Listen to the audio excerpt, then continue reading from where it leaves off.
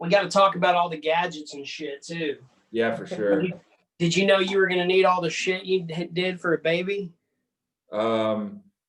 We have so much. Well, we had to move into a bigger apartment first thing, but the amount of stuff, and we're recording now, by the way, the amount of stuff that we have, the amount of stuff that's just in circulation. Yeah. New stuff coming in, like the outfits, and then now I know, like, no buttons. The buttons drive me crazy on the outfits.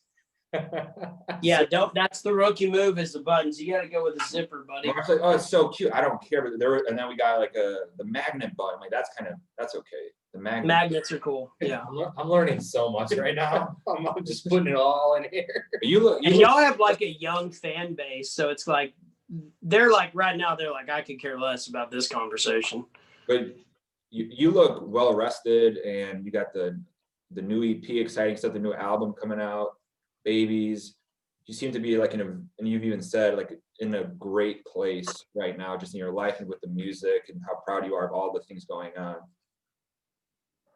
Yeah, I mean, you nailed it. I think when people listen to this new album, I think that one thing they can take away from it is, damn, this dude's feeling happy. Life's good. Everything's great. I think anybody that follows my story closely enough or is familiar with our music knows, the autobiographical nature that our albums usually take. My band has always been super cool about letting me write about my life and that being our narrative. So, it's had its ups and downs. Front Row Seat was definitely a downer album, but it had some great moments. And Until My Voice Goes Out was kind of deep and sentimental because I'm losing my dad and then the birth of my daughter and all that happening at the same time. And then here we are in 2020 releasing this album full of songs that, are all about love and finding the balance in your friendships and everything. Do you think in 2020 that's like something a little bit encouraging for people? Or are you going to be like, hey, don't get mad at me because I'm doing pretty well right now? Yeah, no, I mean, I don't know. I think that there's some songs that people can find a little bit of, that can be cathartic for people, Settle Me Down. I think it's the best song we've ever recorded. I really do. And I love it. Would it be a top 10 national single? I don't know. I hope so. But sometimes that stuff doesn't matter. I know that this album is killer, and I know that song is the best song we've ever done. So hopefully people can find that and relate. But we've already had, what's funny is we've already even had a bunch of people just over the last couple months been like, The Luckiest was in my wedding. Because, we put that out in May. Yeah. So they're like, man, that was in my wedding.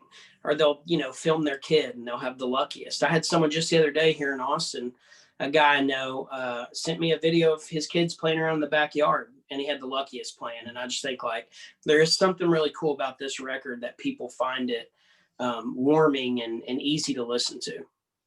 Absolutely. The full album, The Highway Kind, November 13th. So you're going to have how many more songs on that one? 6 more? I think so. How many are out right now? 4, yeah. Yeah. Okay, so 6 more, yeah. 6 more. So yeah. People they're going to get are these any of these like unreleased things you played in the past, or this is all going to be fresh stuff people mostly haven't heard before? Good question. I'm trying to think. Okay, there's one song that I've been playing at live shows over the past year. Of course, this year, that's only been a handful of times. So, but I did play it a little bit here and there in 2019, because we actually recorded this album in June of 2019. We've been sitting on it for a year and a half. Oh, wow. It was all about timing. We were going to put it out in the late spring, early summer of 2020, and then all this shit happened, and we were like, okay, let's reevaluate. And so I wanted to put it out in October. PR said, let's do November. I just, let them do it. I was like, okay, that's fine, whatever. Yeah. But so a song called Real Damn Good. Sorry, I'm rambling here. No. I think it's track number 2 on the record. That song's just a really fun song that I wrote with a couple guys in Nashville about my wife. It's kind of loosely based on her. There's a couple lines that that weren't, maybe it was one of the other guys that were in the right. It was about their person, but anyway, it's that's a really funny song, and that's one I've played live. Then there's been a couple times where this year, maybe on Instagram Live or something, I played a song of ours called Old Men and Rain, which is track 10 on the album. It's a super personal song. Wrote that about my wife's grandpa. He's a rancher down here in Texas and has taken me under his wing and really taught me a lot about that world. And so one day sitting at a cell barn, I don't know if you guys know what that is, but we're sitting at a cell barn and I just observed him and all these older guys talking about how much rain they got. That's all he talked about. So I decided it needed to be a song.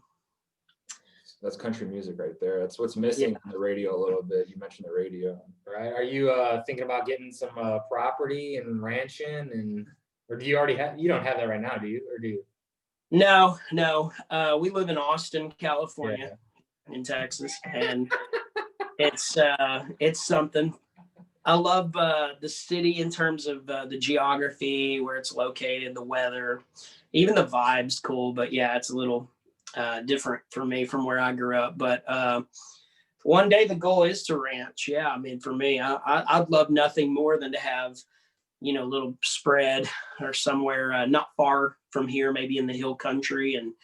But right now, obviously, that's not really an option for me. I got to keep grinding on the career that I've worked on for a decade plus now. And maybe one day when I get a little older, I can ranch for fun. You mentioned Austin, and obviously Joe Rogan just moved there, and that was big news, him changing his home. Yeah. And a funny stat he's brought up a million times about Texas was the tigers. There's more tigers in Texas than the entire world combined by most accounts. Have you seen them? You've gone I mean, I've only seen them at like the zoo. I don't have any friends with tigers. You got buddies with tigers? Isn't that the No, I mean, I got some rich ass friends, but I need to tell them they need to go buy a tiger. Because that's the thing. It's not zoos. It's like people can just get them really easily. Yeah, I don't know. I mean, I know that you can get like kangaroos with permits and stuff, and Texas is kind of like the wild, wild west down here, man. No, I hadn't seen any tigers. A lot of cougars running around in this state, though. Well, I think that the word that always comes up with Texas when people move there, it's not about political lines. You just hear the word freedom. There's all kinds of different people and areas. It's its own country for a lot of people, I think. And you nailed the Austin thing. He had his bachelor party in Austin not that long ago. In January. Didn't even hit me up. Yeah. No, man. I didn't know. I wasn't even sure where you lived, to be honest. Yeah, well, I'm from Lubbock, which is kind of in the panhandle of Texas. But I live in Austin now and have for years. I've lived in this area actually for 10 years now, but we've lived in this house for 3.5. Nice. It's got to be devastating, though, for you as a musician and a guy that loves music.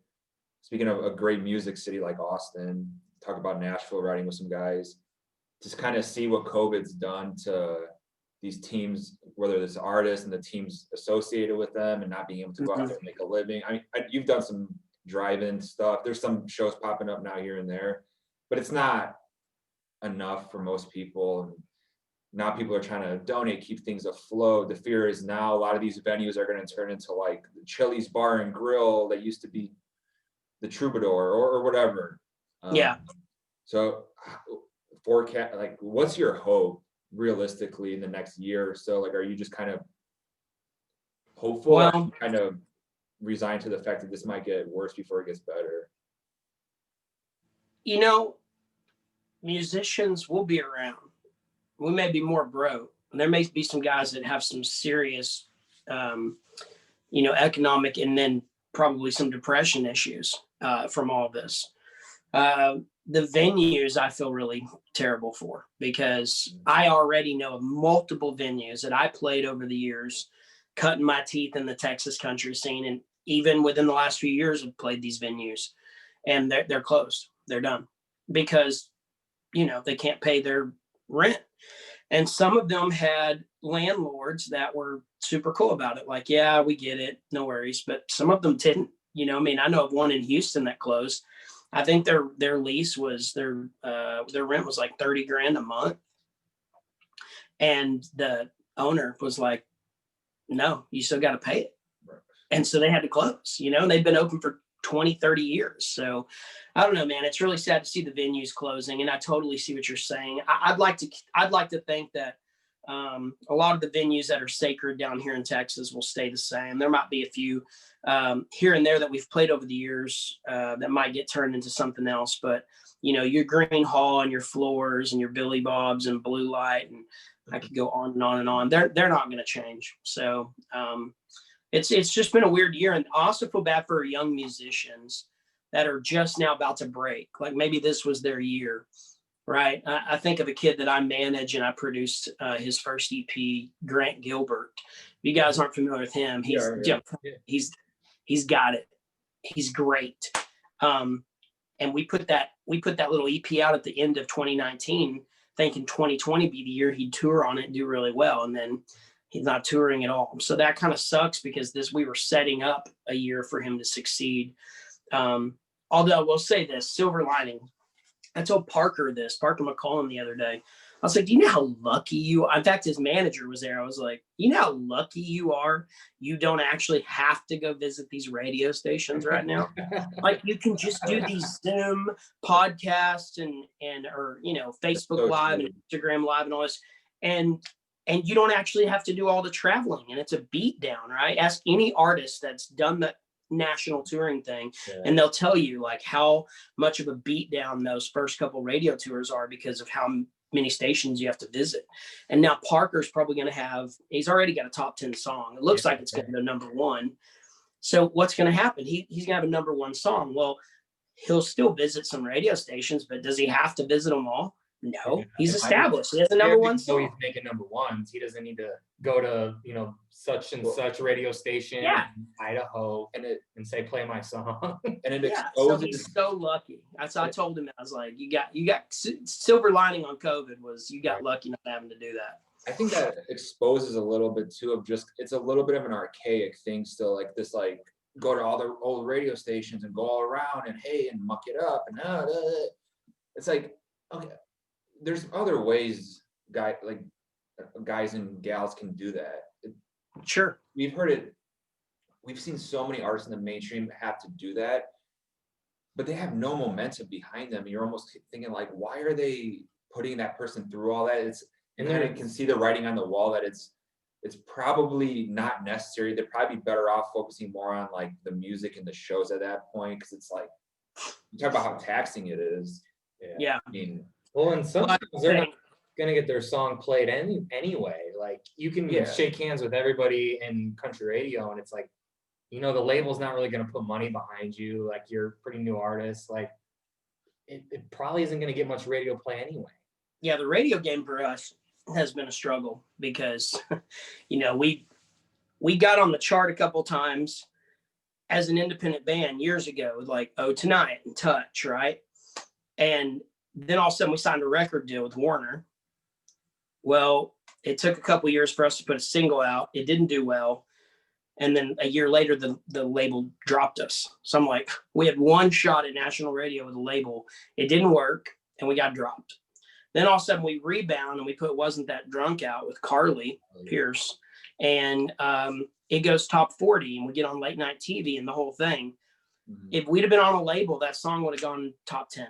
Mm-hmm. But because we're not on a label, the best we could do was in the 30s, you know, and that's frustrating as shit, man. But you know, it's kind of like you said, radio isn't the only gatekeeper anymore.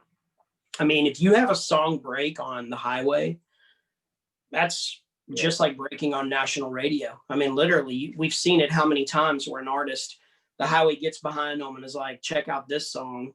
And that artist just blows up, gets a record deal, the whole thing.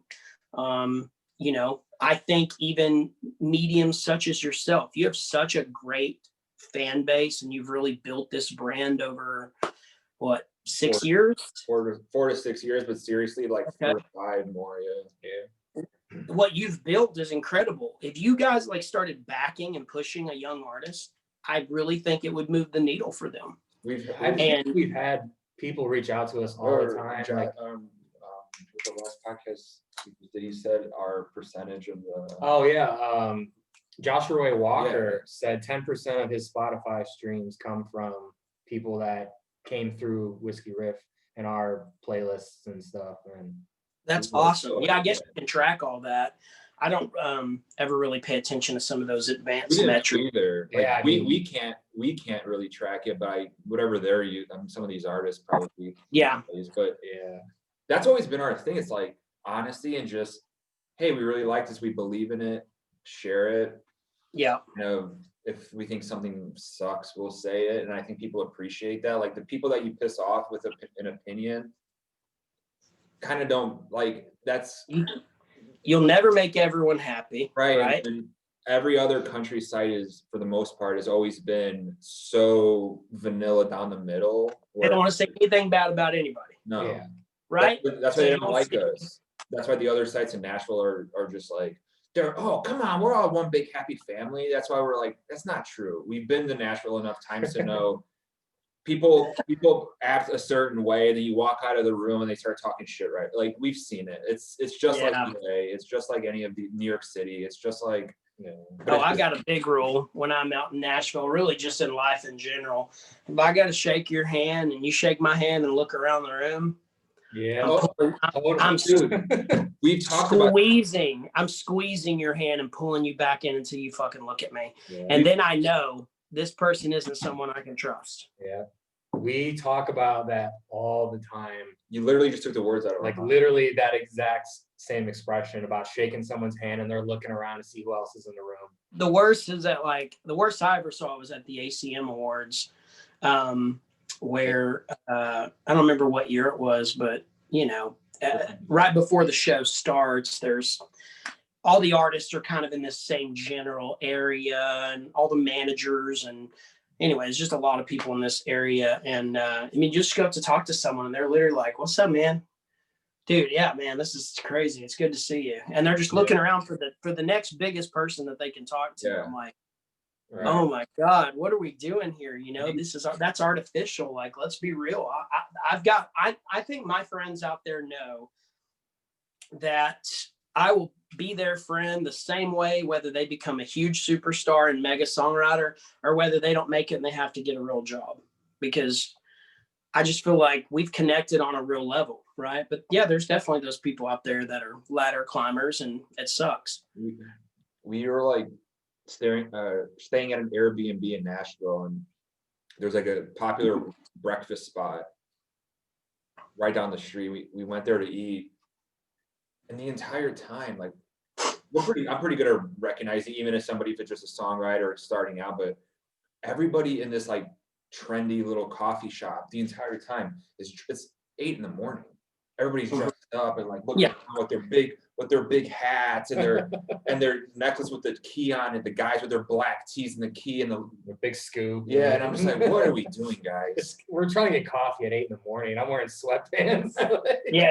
Everybody's just what's so funny? I knew going into this interview, I was like, oh shit, I should, because a lot of these interviews you kind of have to like look the part. And I went to change and I was like, wait a minute.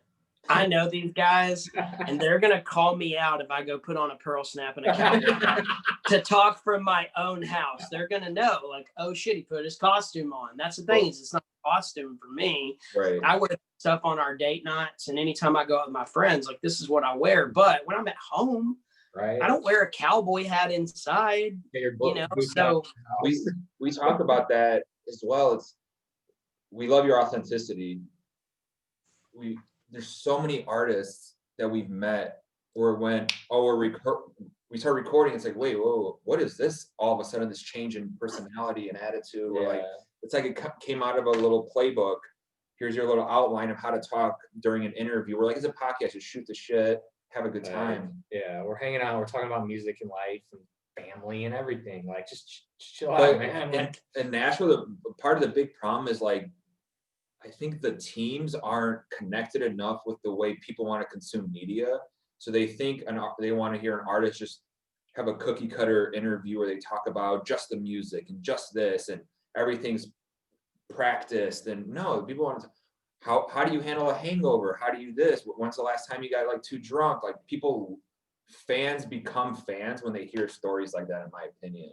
Because you go, oh, she seems awesome. He seems cool. He seems like one of me. Why is Luke The real Combs? ones, Yeah. the real ones are the best. Parker is a real one. Yeah. Yeah. We had. Coetzel is a real one. God. I mean, there's no one more real. At times you're like, be fake for a second, because you can't say that. That's real. And it's like Coetzel, you can't cancel somebody who's uncancelable, Right. like Yeah. he won't give a fuck. He just tweets like "fuck you." You're like, oh, okay. Somebody got mad about something. He just tweeted out "fuck you." It's over. Right. Like, Yeah, he doesn't care. I mean, there's a lot of real ones. William Clark Green is a real one, man. He'll tell you straight up. I mean, he'll just tell you. I love that. He is the man. But there's Nashville guys that are like that too. Yeah. I think John Party's for real. I think he's a cool dude. I mean, we haven't hung out a ton, but we've hung out a couple times. And one of the new songs on this record he wrote. Oh, really? 24/7, 365. It's a banger. And for some reason, it didn't make his album. And so it got pitched to us, and I loved it. So we recorded it. Luke Combs seems like a real one, you know? So I love those people. Yeah. You said, I think I even might have read it on your website, but that like John and Luke are guys that you could almost, if you didn't know any better, would think came out of Texas with kind of an approach to music. Do you feel like those worlds are starting the mainstream in Texas country? Because they're sonically different. They are. Objectively speaking, but now it almost seems like that gap is closing a little bit. Well, I know that the biggest Texas country station in Texas is 95.9 The Ranch in Fort Worth. They're the kind of staple lighthouse, beacon, whatever you want to call it. Maybe I'm using the wrong words, but they've been around for a while, and they're the most respected, probably Texas country station in the state. And there's some others. I'm not trying to be rude to them, but I'm just saying. Yeah. And they play Luke. And I'm pretty sure they play John Party, and they play Stapleton and Sturgill and Tyler Childers and Adam Hood and Brent Cobb, and Haley Witters and Miranda. And there's a lot of females too they play. So I think that bridge has definitely gotten better between the two worlds. Look at Kojo killing it. I mean, what he's doing on a national level, he was doing in Texas for the last, I don't know, 7 or 8 years, however long he's been doing it, maybe longer. And we've all seen it over the years. We're like, oh, dude, this dude's like, he's kind of like George Strait, but on stage, he runs around like Garth Brooks. Like, he's incredible. And then all of a sudden, it's like, yeah, he got a record deal. Yep, he's got a top 10 song. No, it's no brainer. It was going to happen. And you see the same thing happening with Parker now. And I wouldn't be surprised if that happens with Randall King at some point, because, right now in country music, for as much bullshit as we're hearing, and I don't want to hate on anyone, because would be silly, right? People like what they like. Just because I don't like it doesn't mean it's not good. It just means I don't like it. But from a musical standpoint, for as much of the really commercial poppy stuff we hear, it does seem like there's this really cool trend and wave of stuff that's a little bit more real, authentic, almost acoustic driven, not so edited kind of stuff. The cowboy hats are coming back, John Party, but now, like I said, you got Kojo, I think Randall King will be next. And, I just think that there's a nice little balance going on, and I'll be curious to see where it goes. Absolutely. Do you think, this is kind of just a random thing that kind of popped in my head, but like, if you're a songwriter, you like country music, like one of the big things, say you're from Georgia, move to Nashville, start writing songs, try and get in rooms with good songwriters, try and get people to hear you, play writers rounds, like it's kind of the recipe. Do you think you could just move to Texas and try and run the Texas circuit, and that's equally as viable career path? Because this is, like I said, this is off the top of my head. I'm just kind of like wondering out loud if that's a good idea. Will you not necessarily be as embraced by Texas? Yeah, I think it's possible, but I don't know that I've seen it done a lot, right? I mean, guys like Adam Hood have been playing Texas for a while, and he sounds Texas country. And he'll have a decent crowd. He'll have several hundred people come watch him, but he never really blew up, right? If that's what we're talking about. I don't know what blow up means, but I assume you mean like play to thousands of people and have a lot of success. You know, and there's a lot of guys like that. I mean, I think a great example of what you're talking about, I think, you know who Eric Dillon is? Yeah, love He's it. a co-writer on my record. He co-writes on Riley Green stuff, some of Luke's. Yeah. He is awesome. Yeah. And his album he put out last year, the acoustic record called Bones of a Flatland Boy. Yeah. Yeah. That is as real as it gets. I think he could come to Texas and move the needle a little bit. But I also think that a big part of the Texas thing is the communities in which you grow up, right? Yeah. Because they're all the ones that live here and they want to root for you because you want to root for someone you know. You want to root for someone that's from where you're from. So for me, when I started playing music, people at, you know, not only my fraternity brothers, but people from Lubbock and my hometown of Idalou and even all the Texas Tech students for the most part, unless they just hated me or hated country, they wanted me to succeed. So they graduate and they go to Dallas and they take those jobs in Midland and Dallas and San Antonio and Houston and Austin and wherever. And now we start playing in those cities and they're not only coming out, but they're bringing their coworkers or they're bringing their high school friends who maybe went to Ole Miss or LSU. And now those people are sharing it with their friends from their college years. So that to me is how it spreads in such an organic way. Whereas the national mainstream radio, you know, I mean, you tour in the entire country. So yeah, you might be from wherever, Georgia, North Carolina, California, and people in your area want you to succeed, but that doesn't lead to a nationwide fire. Whereas what we do really does lead to a statewide fire. It starts here and it just slowly gets bigger. And at some point it kind of reaches its boundaries, right? But so I think that's why it's hard for people not from here, because when they move here, it's like, okay, you're great. You're really talented. You got the songs. I hear you on Texas Country Radio and I see you open for Randy Rogers, but like, no one knows you. Yeah. You know what I mean? And so I think that that's a big part of it. I can't tell you every single show I play how many people are out in the audience doing this to me, which if you don't know, that's a Texas Tech sign. And anyway, I just think like there's kind of a power in that community. Yeah.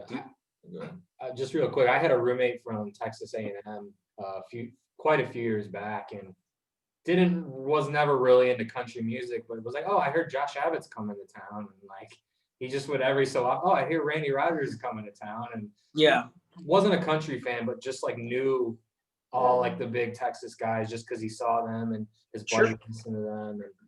And yeah, see exactly what you're saying. That's why we've had success in out of town markets, right? Like if we go to Chicago, we're going to sell out Joe's. If we go to New York or DC, we're going to put a ton of people in those rooms. Why? Because you got a lot of Texans that move up there. And when we come to town, that's their opportunity to go relive their college years again, or feel like they're back home, maybe meet someone that they don't know from Texas and have that shared experience where they can bond and become friends and kind of create your, you know, widen your circle a little bit. So yeah, again, I think those are all really great examples of why the Texas thing works the way it does, as opposed to the national scene. And where you went to school at Texas Tech, you started a band right there. Yeah. Do you right at the end, right when I went to grad school. Okay. And the rest of my band was in undergrad. Okay.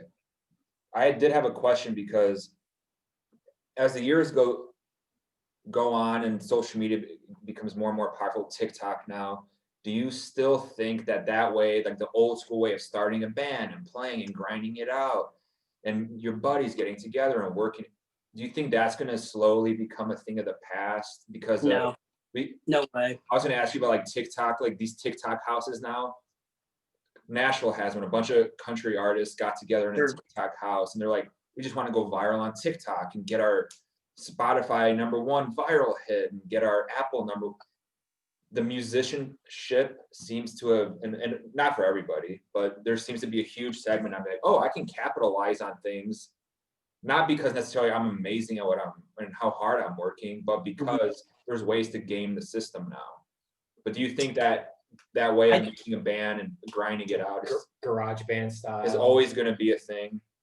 It'll always be a thing. And here's why. Because I can't remember the exact analogy, but for years now, even when I started out in Texas country, there was kind of a general, everyone got this idea of a like a quick hot fire will burn out quick, right?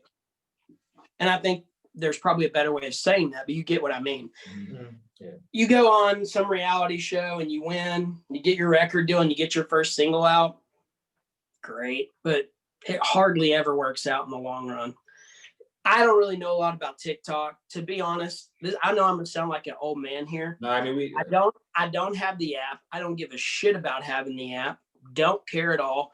And when people started telling me about TikTok houses, I literally thought, I was like, they all live together, you know, like there is this big brother. What is a TikTok house? You know, and then I kind of learned as like maybe that just means like a group of people that TikTok together. But I don't know. Maybe that'll be a really Stewart meets Glee. Like it's just a bunch of people in a house. Yeah, I don't know what a TikTok house. So anyway, I'm saying all that because even though I have no real contextual understanding of what that world or app is, I'm sure it has a huge viewing power among, you know, people under a certain age. But probably under 30, right? Maybe even under 25. Like I said 15, he said 12. yeah, okay. I was gonna say if you're over 25 and on TikTok, it's probably a little weird, but I just think like, great, they'll have their moment. Yeah. And then what? Yeah. Where's the sustained level of fanship? Now, let me give you a couple examples. The best example, and someone you guys blow up all the time, and I was literally talking to my wife before I called you because I was like, this is why I love you guys, because Whiskey Myers, y'all love Whiskey Myers. Yeah. Man, those dudes, they all went to like basically like high school together. They're all from literally the same 30-mile radius of each other, and they knew each other growing up playing sports and music and whatever. And they put together a band, and they released their album at the same time we did, right? We actually signed with the same booking agent / manager within like a week apart. And so we've been friends literally since 2008. Well, we blew up a little bit faster because we had a little bit more of the mainstream radio commercial success that was very unexpected. That kind of fell on our laps in 2010, 11, and 12. It took those guys a little longer, but that base that they built every year, you know, so it's like this. Some artists are going to go like this, right? But then that down is like that. I think guys like Whiskey Myers, they're just going to do this forever. Yeah. Like those dudes are going to be 60 and they're going to play to 20,000 people because that's how badass of a band they are. And I think the same thing for like William Clark Green. I know there's been moments in his career where he's been frustrated, where he's like, dude, did you see what's his name on, he'll say Instagram, we'll talk about how Parker Co can they could literally take a picture of their shit and put it on there and they'd get like 100,000 likes and comments. And I was just telling Will, I was like, yeah, but dude, that's just not, I mean, they're just younger and they got in at the right time with that medium and all their fans are in that medium. You can't compare yourself to that. And I'll say the same about TikTok. I don't give a shit if I meet someone from TikTok with 1 million fans. Call me in 10 years, bro. Yeah. So that's where I'm at with it. And but maybe that's because I'm old. I don't know. No, I think you're thinking about it right. Parker made a comment on some guys. I don't even shouldn't bring it up because I don't even know like the context of it. We might have Parker on in a couple of weeks so we can ask him more about it. But I can tell Parker's not a fan of TikTok. That he performs some acoustic stuff, but he's on there at least because he just probably. They're like, you need to. I bet his team is like, dude, you got to be on this. I think there is a certain, I don't want to say style of artist, but a certain age range of if an artist is willing to use it and just continually post the same stuff acoustic, they would on Instagram. Yeah, basically the same stuff you would on Instagram if it's acoustic. Okay, then use it as another outlet to do that. Sure. But, maybe reach some younger fans. But there's some really cringy stuff from people that aren't good that have tons of followers that we watch and we're like, is this real? Like there's like a thing now where it's like you're a TikTok artist. Like back in the day when people would break out, like even Justin Bieber, like YouTube star from back in the day, like whatever, people found Usher and shit like that. Now there's TikTok artists where they only have fans on TikTok and they post these 30-second clips and it's like they're lip syncing their own song. They're lip syncing their own songs. Yeah. And like smiling and going like this, and you're just like, what is? And like pointing to the lyrics that pop up. Yeah, they're like, dude, the lip syncing thing still gets to me still gets. So I mean, like we did the Texans halftime show, maybe 2019, if I remember right. And it might have been 2018, but within the last 2 years, we played a halftime show for the Texans, and they wanted us to track it and me to lip sync to it, and I was like, I'm not doing it. I don't care if I was like, I don't care if I wake up with a cold and can't sing. I'm not going to get up there and pretend to sing the recorded version of me singing. I'm going to sing live. That's just how it is. Why did the team, the Texans PR? Well, I'm not just blasting the Texans. No, I know. I've never heard. I bet. Did you just see the news where Kane Brown is going to play the Cowboys? I wrote all about it. It's such bullshit, right? And I don't mean that in any rude way to Kane. I don't know him.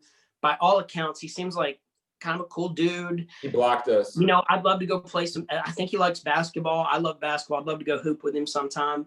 But it's like, how did Cody Johnson not get that gig? Yes. I jokingly showed a picture. I in the article I wrote, like, Kane Brown blocked us. It's a huge thing with us. It's funny. Well, he can't take a joke, but Chris Young, for example, who's a mainstream guy, like I love Chris. We rated his selfies. Every time he posted a selfie, we rated it. And now we're buddies with him, and now we drink tequila when we see him, and it's all good. Chris is a really cool hang. Yeah. So Kane just couldn't take the ball busting. But I wrote all about the halftime show. I'm like, if the Cowboys not have a fucked up enough year where now they got to put Kane Brown out there. Yeah. I mean, again, people like what they like, but to me, it's like the home run there would have been Cody Johnson, Parker. Maybe not Coe, because you never know what he's going to say on the mic, but like Parker, Randy Rogers band, and they're a Texas staple. I know it would never happen, but George, I know it would never happen. Well, me, yeah, too, but I don't want to seem narcissistic. Yeah, for sure, me. Totally. Like there's photos of. I mean, George Strait's had his concert there back. I know he's probably just relaxing right now, but I mean, George Strait and Jerry Jones are buddies. Yeah, right.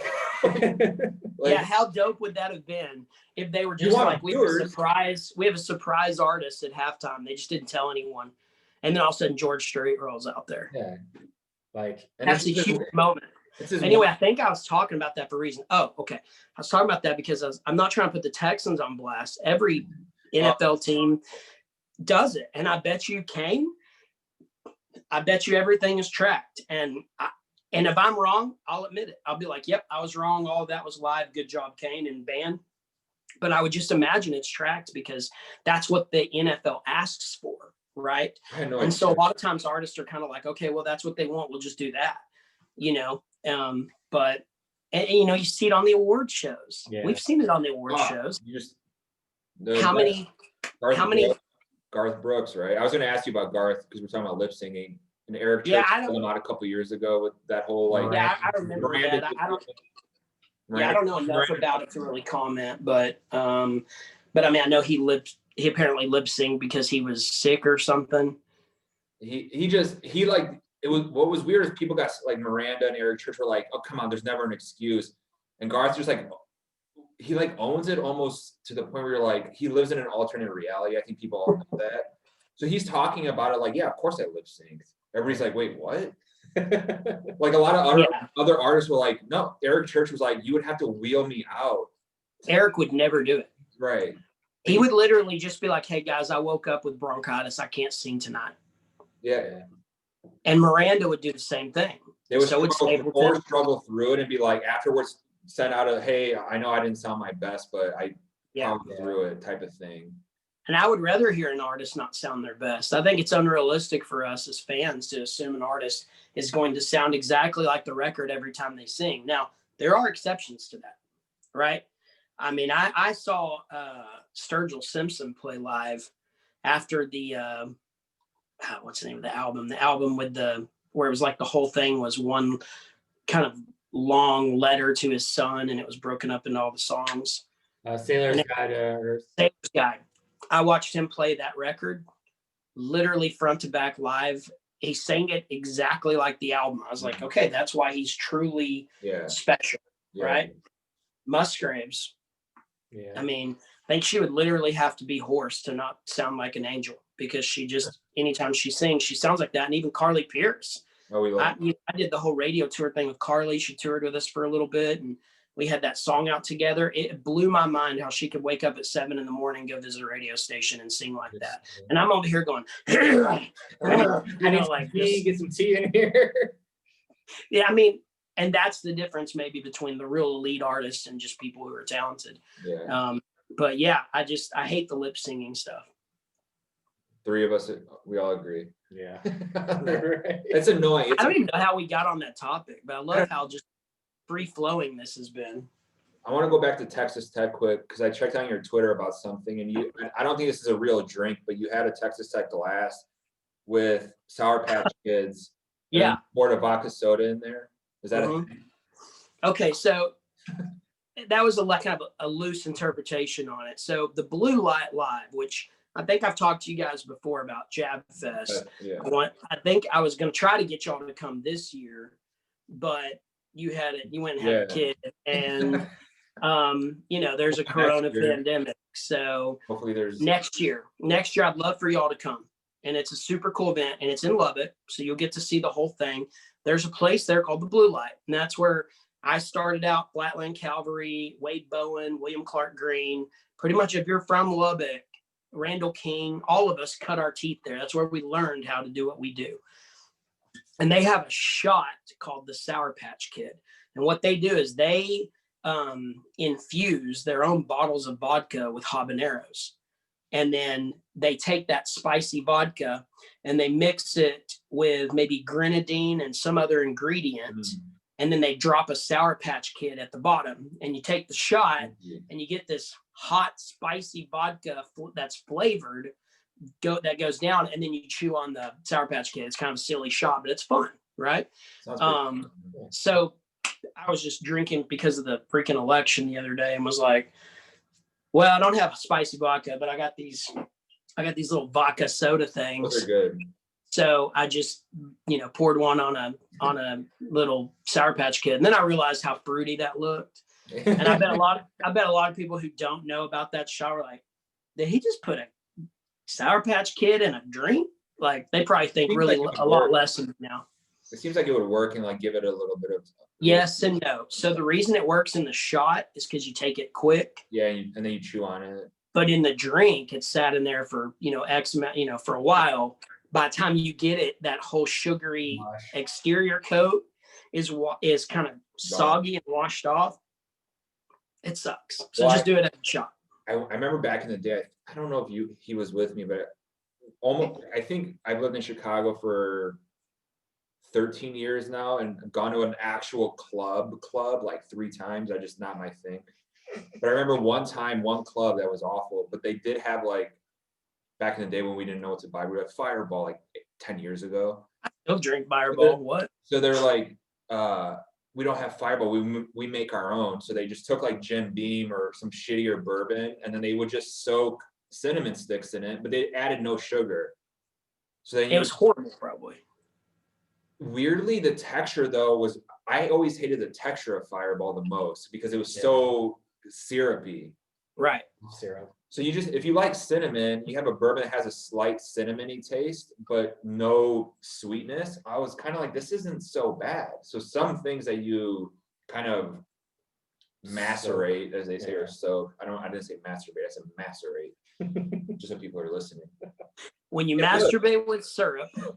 Macerate. It's a food term.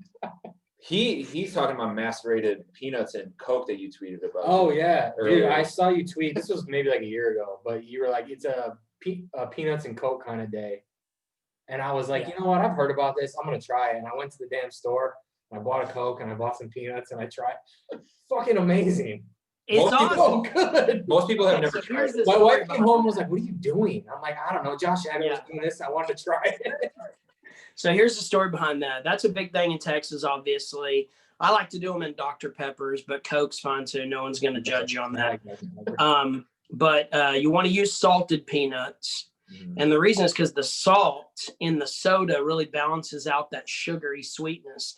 I found out years ago, did I lose you? Oh, there you go. I found out years ago that when sodas when Cokes first came out, they're so sugary. People were like, what is this? So a lot of people would put either salt or olives in their Cokes.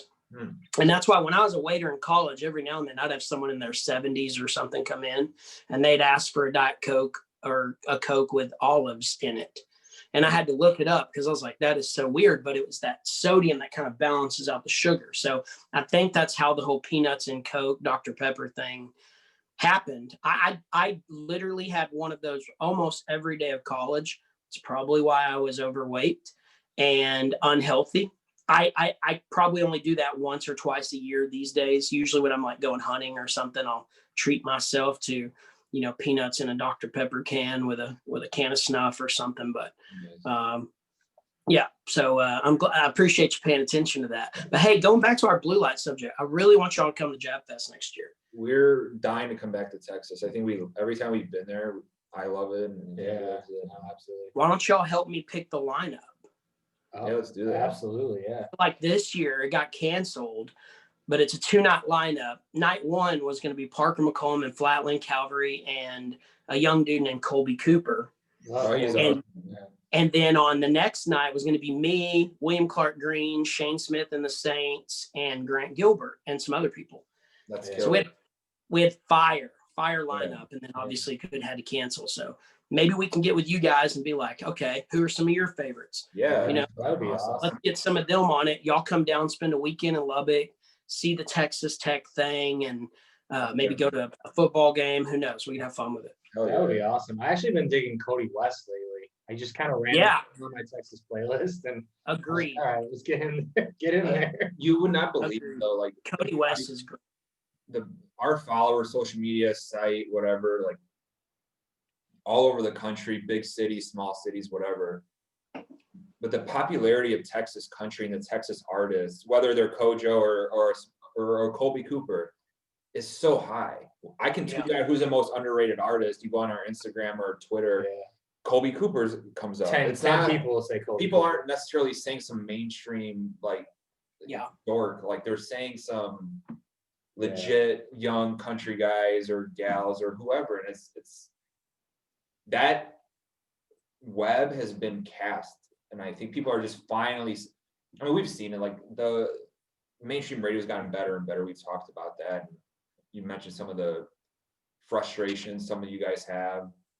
But thankfully, it looks like it's looking up. Like it's it's turned a corner, and hopefully continues to turn that corner. And then you have a show like Yellowstone too, which is putting so much good country music out into like a show that's getting 5 million viewers per episode. Maybe don't quote me on that, but like something like that. And it's it's incredible. That Taylor Sheridan guy that produces that, he has his hand specifically on the music. It's I think it's one of his passions, and so he does a good job of curating that list, man. Those playlists are always fire.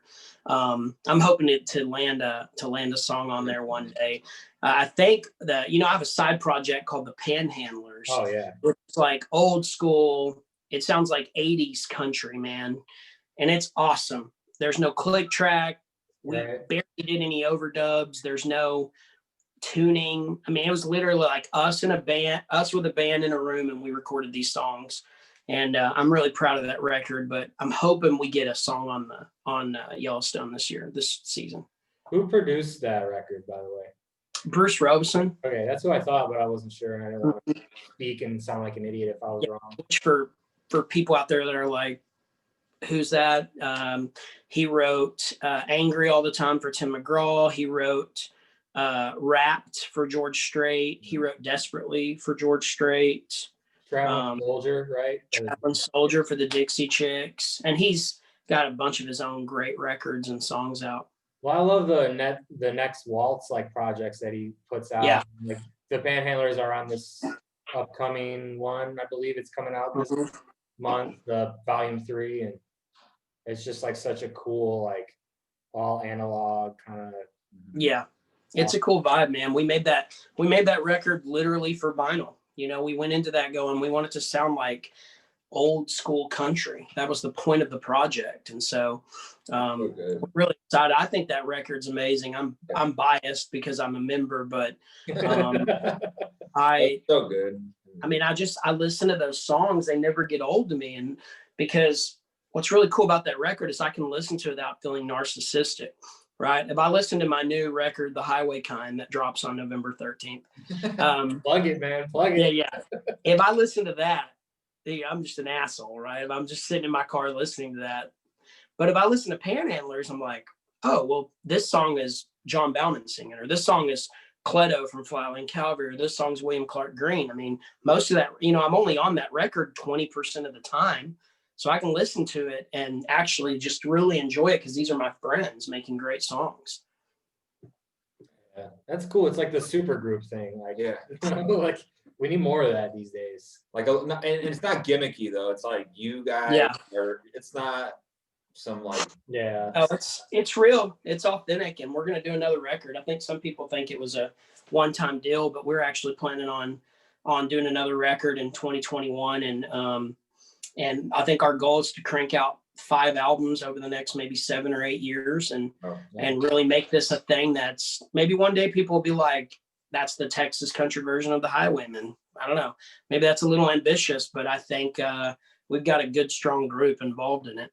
I think you never know with these style of groups is how serious is it in terms of the future? Like, are they going to keep doing it, or is it just like a one-time project? So I think that's always kind of from a fan's point, like our shows and stuff like that. Like you guys have your own tour schedules, but then, I mean, this year obviously is a whole different fucking thing. But like maybe in the future, it's like, hard. we do 3 months together where we just hit this, and who knows? Right. Mm-hmm. Yeah, it's hard. It's hard to make the Panhandlers dates work, but we're working on it. We're finding the balance on how to do it. I mean, it's just like if we get a show that's offered X amount, right? After commissions and expenses and paying the band and all that, whatever's left, we split 4 ways, me and the other 3 front guys.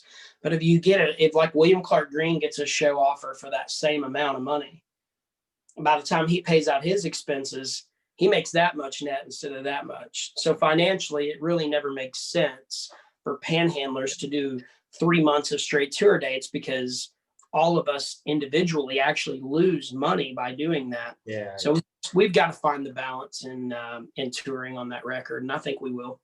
Yeah, people forget. I think a lot of fans forget too with like live shows, just how it works. We had some artists explain it a little bit because people are just like, they don't know, like the money that's who you got to pay, where it goes. People, it's a little more. It's the lifeblood of a lot of artists, right? Is that touring, and it matters quite a bit. So that's why this year I think it's been. Yeah, and that's funny. We were talking earlier about radio and this and that. I mean, 80% of what we make every year is off touring, really. Yeah. So, I mean, yeah, it'd be awesome to make some radio money, but radio money actually goes to the songwriters, not the actual artist. So what radio does is actually get you out there almost as a marketing so that people come to the show, which is your actual product, right? So, we talked earlier about how there's other ways of creating that marketing attention these days. Radio still has a very powerful arm over the community of country music. But again, guys like yourself and XM and probably a bunch of other ones that I'm missing, that they all kind of have an arm out there as well. And the ability to break an artist because you get the eyes on the artist, people come to the show. That's the whole point of radio. Josh, I think this has been one of our favorite chats we've had in quite a while. I think Thanks, man. You say that to all the girls. I think we were supposed to talk with you for 30 minutes. We talked for an hour, so we appreciate that. It's been one of our favorite chats of the year. Oh, wow. Cool, man. November 13th, new album. Yeah. I hardly even talked about the record. It's awesome. It's our best record yet. Guys, we're gonna be promoting the hell out of it. It's gonna be New Music Friday cover art. Yeah. All that stuff. Thanks, boys. The EP is out currently. Settle Me Down. Great songs. Settle Me Down itself. I agree with you on that song, by the way. If that was an actual, like mainstream radio being what it is, that song hooks me the first time I listened to it. Walking into the office today, I listened to it like 4 or 5 times. Yeah, it's that and the Highway Con. I mean, literally 2 of the best songs we've ever recorded. You know, the luckiest means a ton to me because not only did I rap that about my wife and daughter, but we ended up naming my son Luck after that song.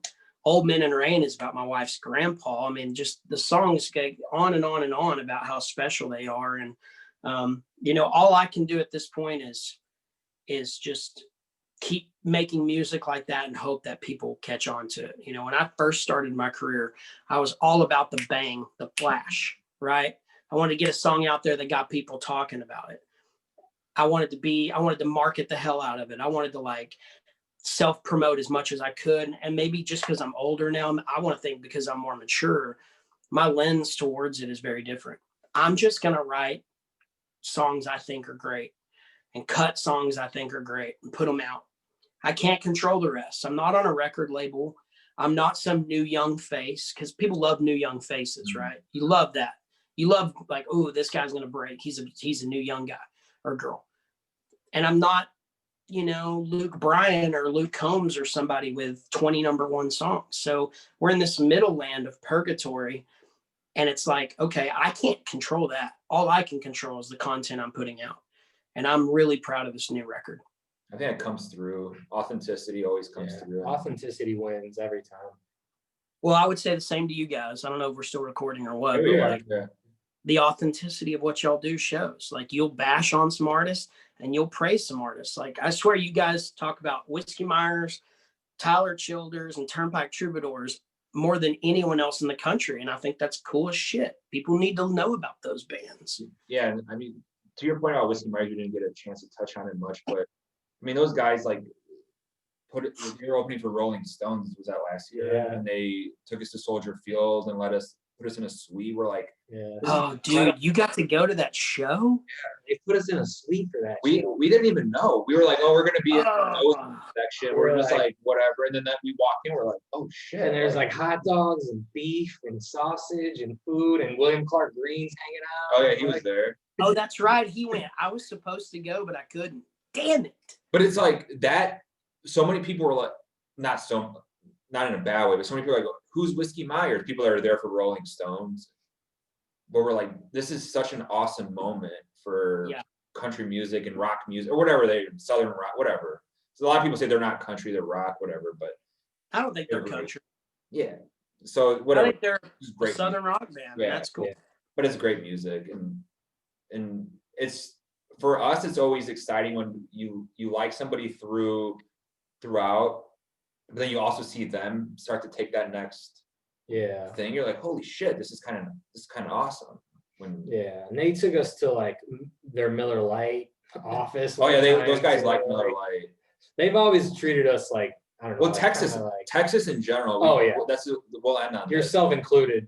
Texas artists and the way you guys just like operate has always been so welcoming and warm and so much less sterile than Nashville. It's just it's hard to organic. Really it's organic. It's natural. It's conversations. It's shooting. Like if you get invited to a Nashville artist show, you're gonna get to meet them at the meet and greet, right? Take a picture with the background thing. Yeah. If you're gonna come to a Texas country guys show, we're probably gonna go grab dinner and a beer.